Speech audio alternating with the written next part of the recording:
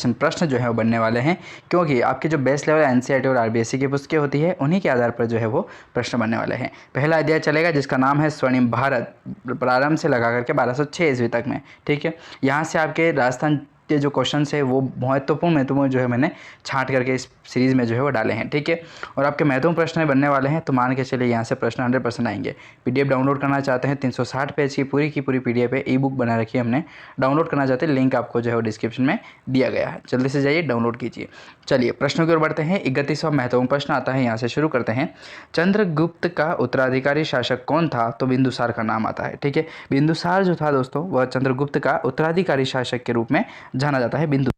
अगला प्रश्न आता है 32वां कि डियानिसियस, मिस्र का डियानिसियस जो है वो किसके दरबार में राजदूत था दोस्तों? तो बिंदुसार के रूप में जो है वो राजदूत था। हाँ, डियानिसियस जो मिस्र में है उसके दरबार में राजदूत था दोस्तों, बिंदुसार। ठीक है, अगला प्रश्न 33वां आता है कि बिंदुसार को यूनानी लेखकों ने क्या कहा था?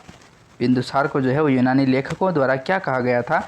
तो अमित्रोचैट्स के नाम से उसे जाना जाता था। अमित्रोचैट्स के नाम से है वह बिंदुसार को जो है वो यूनानी लेखकों के द्वारा उनको कहा गया। ठीक है, मतलब उसी नाम से जो है उनको पहचाना जाता था। 34वां प्रश्न आता है अपना कि वायु पुराण में बिंदुसार को क्या कहा गया है? वायु पुराण में बिंदुसार को क्या कहा गया है? तो भद्रसार के नाम से उन्हें जाना गया है दोस्तों। 35वां प्रश्न है अपना कि जैन ग्रंथों में बिंदुसार को क्या कहा जाता है? तो सिंहसेन के नाम से उन्हें जाना जाता है। जैन ग्रंथों में बिंदुसार को क्या कहते हैं? तो सिंहसेन के नाम से जानते हैं। देखो वायु पुराण के अंतर्गत देखो बिंदुसार को अलग अलग नाम से जाना गया है। ठीक है, वायु पुराण के अंतर्गत बात करें तो भद्रसार के नाम से जानते थे। जैन ग्रंथों की यदि बात करें तो सिंहसेन के नाम से जानते हैं। और बिंदुसार को यदि यूनानी लेखकों द्वारा क्या कहते थे? तो अमित्रोचैट्स के नाम से उन्हें जाना जाता था। यदि डियानिसियस अर्थात जो मिस्र के लोग थे उनके दरबार में जो है वो राजदूत था कौन? बिंदुसार। ठीक है, तो इस तरीके के प्रश्न जो है वो आपके प्रतियोगी परीक्षाओं में देखने को मिलेंगे ही मिलेंगे दोस्तों। ठीक है, चाहे आपका राजस्थान जीके से लगा करके इंडिया का जीके जो है वो भी पूछा जाए तो उसमें भी ये प्रश्न जो है वो इंक्लूड होने वाले हैं। 36वें प्रश्न की ओर बढ़ें तो प्रश्न है कि बिंदुसार के दरबार में यूनानी शासक एंटीयोकस प्रथम ने किसे अपने राजदूत के रूप में भेजा था दोस्तों? तो डाइमेकस नाम आता है डाइमेकस का, तो उसके रूप में जो है वो राजदूत के रूप में भेजा था डाइमेकस को। ठीक है, नाम थोड़े से अजीब हैं लेकिन याद रखने ही पड़ेंगे, क्योंकि यदि आप प्रतियोगी परीक्षाओं की तैयारी कर रहे हैं तो ऐसी चीज़ें जो है वो रटना ही पड़ेगा। ठीक है, क्योंकि ऐसी चीज़ें ही एग्जाम में आपको पूछी जाती है। यूनिक चीज़ होगी तभी तो आपको एग्जाम में पूछी जाएगी। डायरेक्ट तो पूछा जाएगा नहीं कि मेवाड़ के अंदर कौन कौन से जिले आते हैं, मारवाड़ के अंतर्गत कौन कौन से जिले आते हैं, जैसलमेर का क्षेत्रफल कितना है। ये चीज़ें नॉर्मल हो गई दोस्तों, और इसी प्रकार के प्रश्न जो है वो आपको परीक्षाओं में नहीं पूछे जाते। ठीक है, आपको प्रश्न जो हो वो इसी प्रकार के पूछे जाने वाले।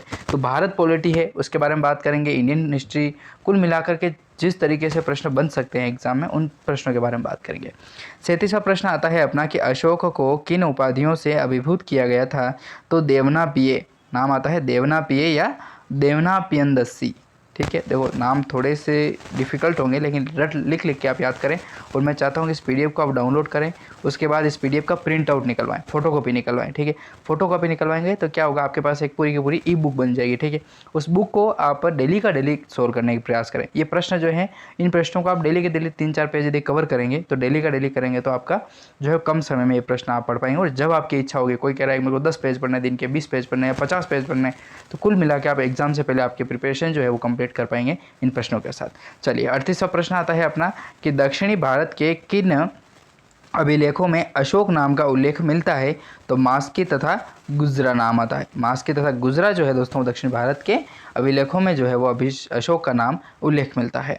39वां प्रश्न देखें तो प्रश्न है कि सम्राट अशोक की पत्नी का नाम क्या था? सम्राट जो अशोक हैं दोस्तों उनकी पत्नी का नाम क्या था? तो कारुवाकी नाम आता है। कारुवाकी जो कहाँ की राजकुमारी थी? विदिशा की राजकुमारी थी। ठीक है, हाँ, विदिशा की जो राजकुमारी है जिनका नाम आता है कारुवाकी, वो सम्राट अशोक की पत्नी का नाम है कारुवाकी। ठीक है, अगला प्रश्न देखिए 40वां महत्वपूर्ण प्रश्न देख लेते हैं। चलिए प्रश्न की ओर बढ़े तो प्रश्न कह रहा है अपना कि राज्याभिषेक के कितने वर्ष बाद अशोक ने कलिंग युद्ध लड़ा था? दोस्तों देखिए किस तरीके के प्रश्न आपको पूछे जा रहे हैं। कलिंग का युद्ध कब हुआ था ये नहीं पूछा गया, किस तरीके से प्रश्न पूछा है कि राज्याभिषेक के कितने वर्ष बाद अशोक ने जो है वो कलिंग का युद्ध लड़ा था? तो 8 वर्ष के नाम आता है।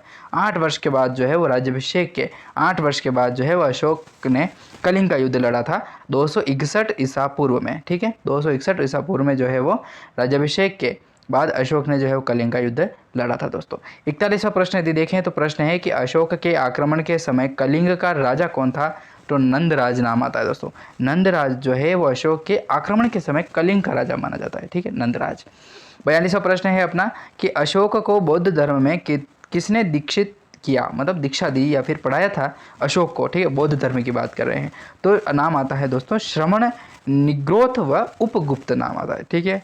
देखो आपको ये रटने ही पड़ेंगे, कोई उपाय नहीं है, इनको डेली का डेली पढ़ें, इनको अंडरलाइन कर करके आप याद करें। तो श्रमण, निग्रोध व उपगुप्त जो है दोस्तों अशोक को बौद्ध धर्म में दीक्षित किया गया था इनके द्वारा, ठीक है। तो ये महत्वपूर्ण प्रश्नों के बारे में हमने बात की है, इन प्रश्नों के बारे में ज़रूर दोस्तों इनको याद करने का प्रयास करें। अगले वीडियो में अगले क्वेश्चंस।